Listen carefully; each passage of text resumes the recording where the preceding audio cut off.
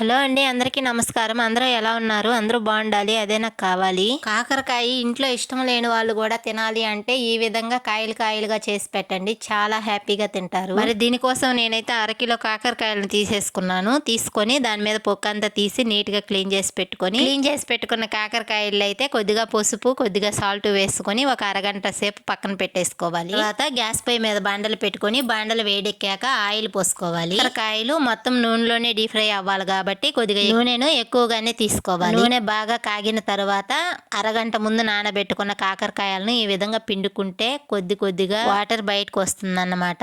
గట్టిగా పిండుకొని ఆ నూనెలో వేసేసుకోవాలి కాకరకాయలని. గ్యాస్ మంటను సిమ్ లో పెట్టుకొని కాకరకాయలను అయితే ఎర్రగా వచ్చే వరకు వేయించుకోవాలి. వీడియోలో చూపిస్తున్న విధంగా అయితే కాకరకాయలని గట్టిగా ఫ్రై చేస్తూ పిండుకోవాలన్నమాట. దానిలో ఉన్న వాటర్ అంతా బయటకు రావాలి. పసుపు సాల్ట్ వేయడం వల్ల బాగా ఊరి ఆ కాయలోని వాటర్ అంతా బయటికి వచ్చేస్తుంది మనం పిండితే.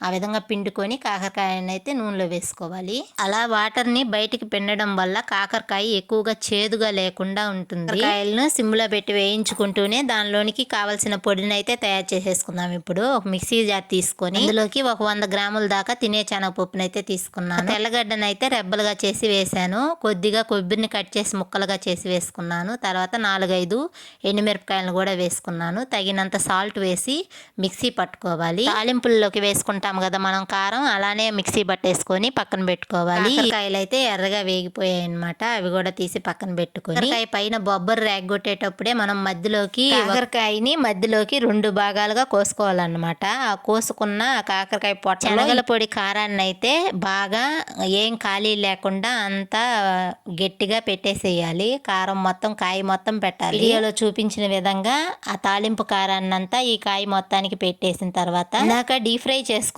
మిగిలిపోయి ఉంటుంది కదా ఆయిల్. ఆ ఆయిల్ని కొంచెం పక్కన తీసి పెట్టుకొని కొద్దిగా ఉంచుకొని తర్వాత ఇది ఒక్కొక్క కాయగా ఆ నూనెలో వేసేసుకోవాలి. అంతేనండి. వేసేసి బాగా కలవనెత్తాలి, కిందది పైకి పైది కిందకి వచ్చేలాగా. అంతే, కాకరకాయ కూర అయిపోయినట్టే. కాకరకాయని ఈ విధంగా చేసి పెడితే అస్సలు ఇష్టం లేని వాళ్ళు కూడా ఎంతో ఇష్టంగా తింటారు. అన్నం అసలు ప్లేట్లో వదలకుండా తినేస్తారు. కావాలంటే ఒకసారి ట్రై చేసి ఇంట్లో చేసి పెట్టి చూడండి. ఇప్పటివరకు వీడియోని చూస్తుంటే మీకు నచ్చిందని అనుకుంటాను. తప్పకుండా వీడియోని సబ్స్క్రైబ్ చేయండి, అలాగే లైక్ చేయండి, వీడియోని షేర్ చేయండి. మర్చిపోకుండా కాకరకాయ కూర ఎలా ఉందో తప్పకుండా కామెంట్ చేయండి. మీరు ఇచ్చే ఒక లైక్, ఒక సపోర్ట్ నన్ను ఎంతగానో ముందుకు తీసుకెళ్తుంది. Please subscribe. ధన్యవాదాలు.